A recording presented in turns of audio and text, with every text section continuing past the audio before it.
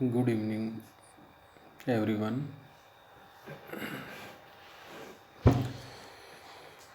I am Manohar Kumar, Assistant Professor of English at Government College, Devgad, Rasamand.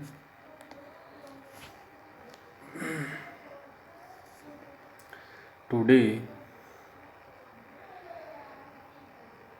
we will discuss on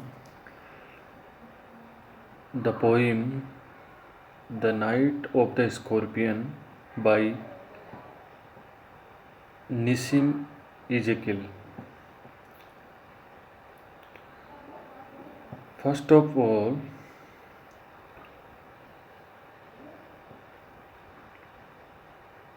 we talk about Nissim Ezekiel. Nissim Ezekiel was born in Bombay in 1924. He attended Wilson College in Mumbai and received a BA in literature. After graduating, he taught English literature and continued his studies at Birkbeck College, London, where he studied philosophy. He was married and published his first collection of poetry in 1952, The Bad Day. Another book, The Dead Man, was published in 1960. His career also included working in the publication industry as a critic at The Names of India and editor of Poetry India. He also held a number of professional positions at the University of Leeds and University of Pondicherry. He would receive the Padma Shri Award by the President of India in 1988. He died in January of 2004 at 79 years old. So, this was the introduction of the poet. Now,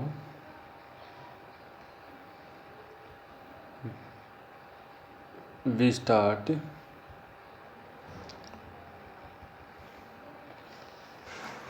a brief introduction of the poem.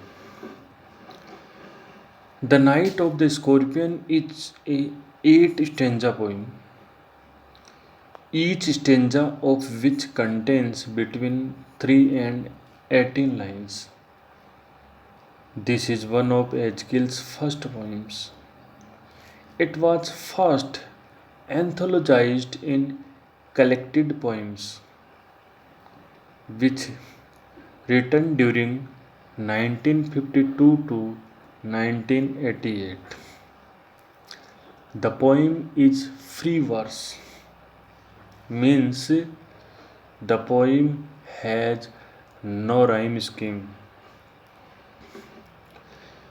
This choice adds to the seriousness of the poem's subject matter and deadly nature of the story Ezekiel tells.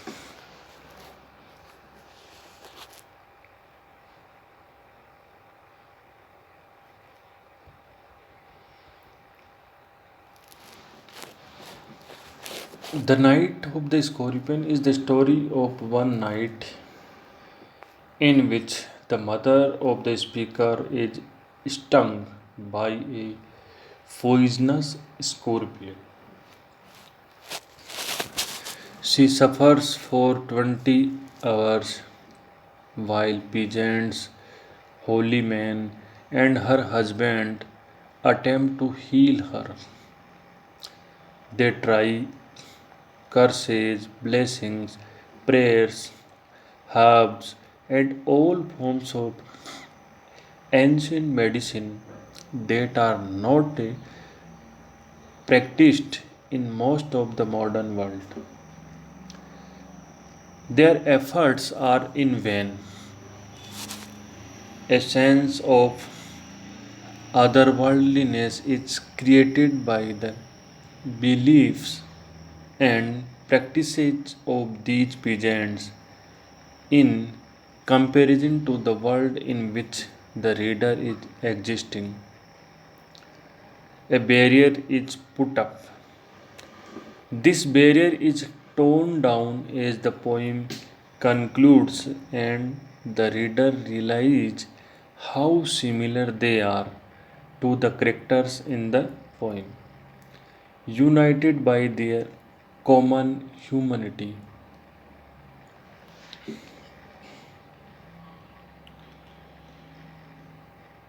This poem begins at the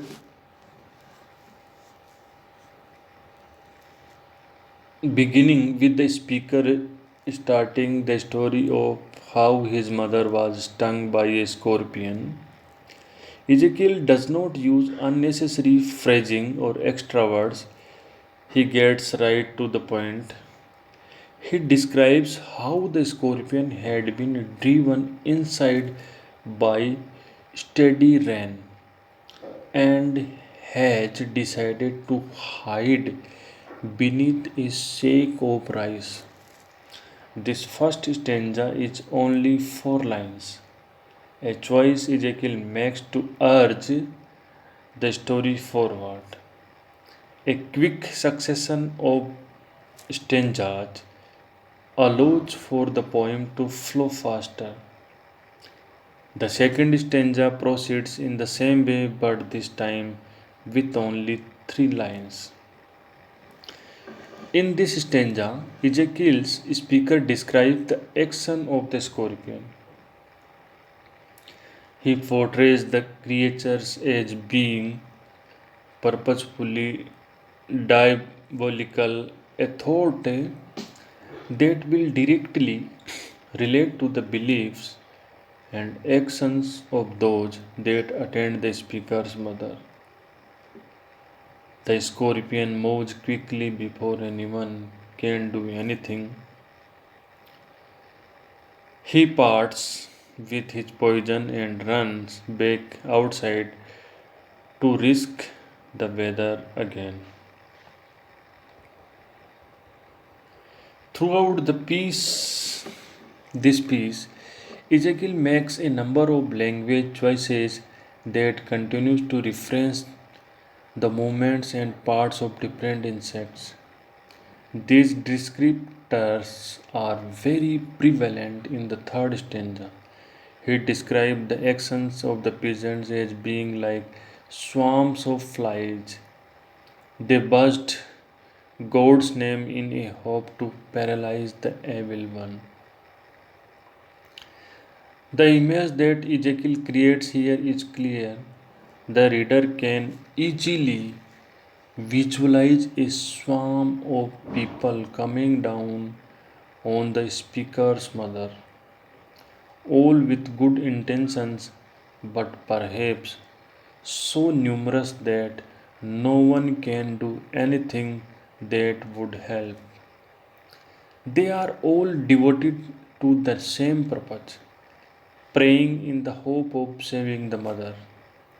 They believe that she has been inflicted by the evil one or the devil and pray in an effort to drive him out.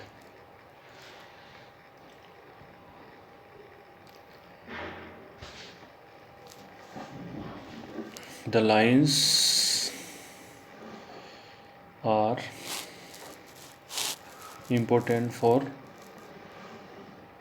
quoting. The peasants came like swarms of flies and buzzed the name of God 100 times. Pigeons came like swarms of flies. The use of simile can be noticed in this line. Pigeons came like the swarms of flies. And birds the name of God 100 times. Birds means chanted the name of God 100 times, many times. The fourth stanza contains 7 lines and describes the hunt that the pigeons embark on in an effort to find the scorpion. They search with both candles and lanterns, which throw shadows on the wall in the shape of a scorpion. This image of the scorpion still being in the room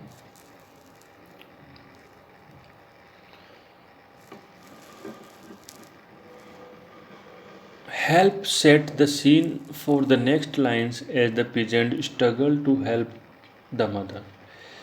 The shadow is a representative of their primitive fears that something evil is lurking just where they cannot see it. The fourth stanza continues, and the search for the scorpion has failed. They do not know, as the reader does, that the scorpion fled the house at the beginning of the poem. This puts the reader in a position above those in the poem. A technique that on stage or within drama is known as dramatic irony.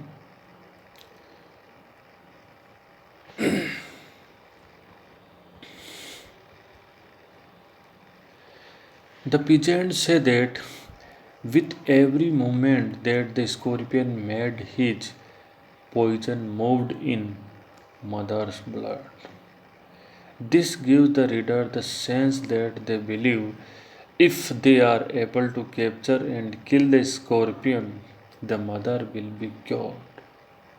A simple primitive belief that the reader would very well know to be unfounded.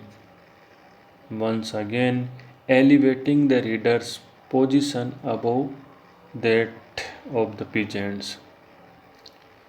The fifth paragraph, also 7 lines, holds the poem's momentum steady.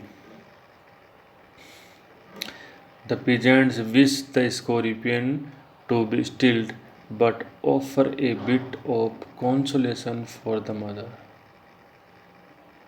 They, deep in their superstitions, say to the mother that the poison will burn away the sins of her previous birth and decrease the suffering of her next.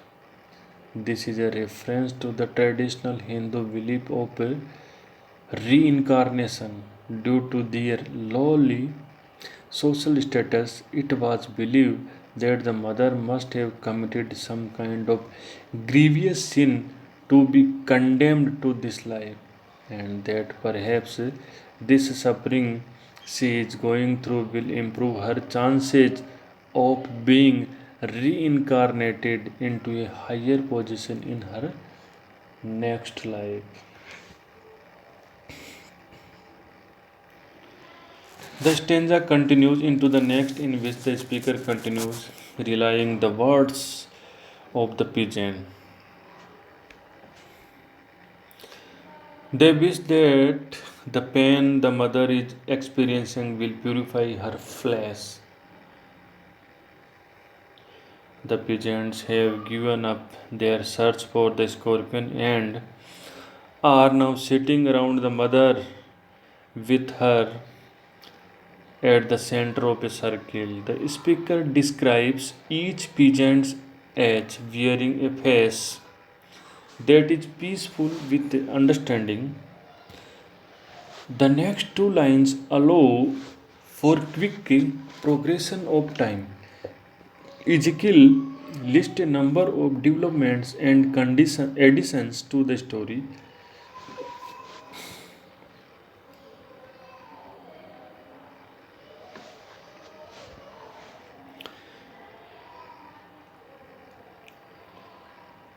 The mother is twisting on the floor, groaning.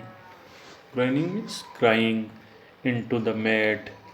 It can be assumed that quite a large crowd has gathered around the mother, many there to help, and probably some there just to observe.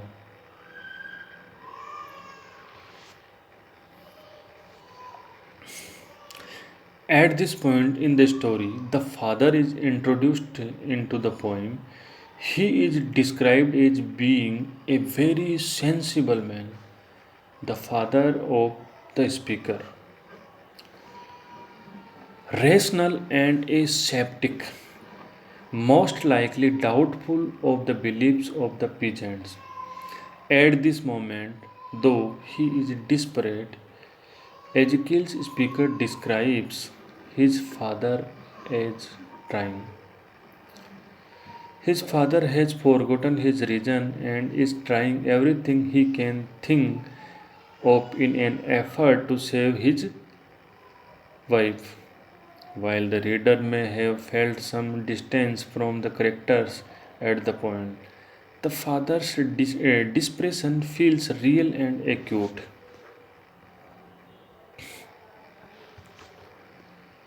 A man hopeful beyond reason that a curse or blessing will save his wife. He even goes so far as to burn paraffin on her toy. The speaker watches the flames it creates feeding on his mother. Just as the poison is moving through her body, so is the flame consuming her skin. The reader is then informed that all of it has been going on 20 hours. A truly painful and horrific death.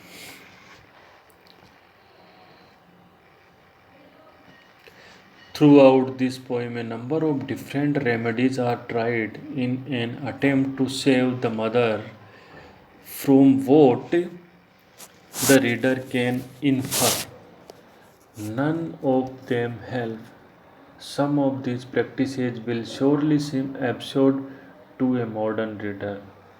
These references to older medicinal practices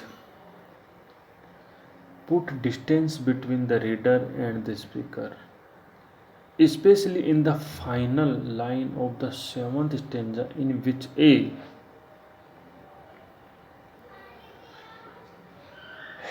holy man performs his rites to tame the poison with an incantation.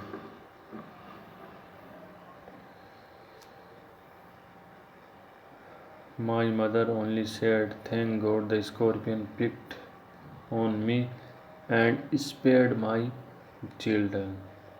This is the most important line of this poem. My mother only said, "Thank God." My mother thanked to God for spared her children and picked and scorpion picked on her. While once again the scorpion is spoken about as if it is to kill the mother.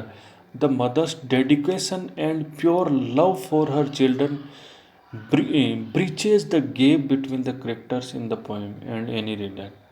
All can empathize with the love felt for a child, mother, or father. This woman, although distant, living in a different time and place, is just as human and real as anyone reading the poem. So, the in concluding line, my mother only said, "Thank God the scorpion picked on me and spared my children." This line is dedicated to the all mothers of the world who love their children. So it is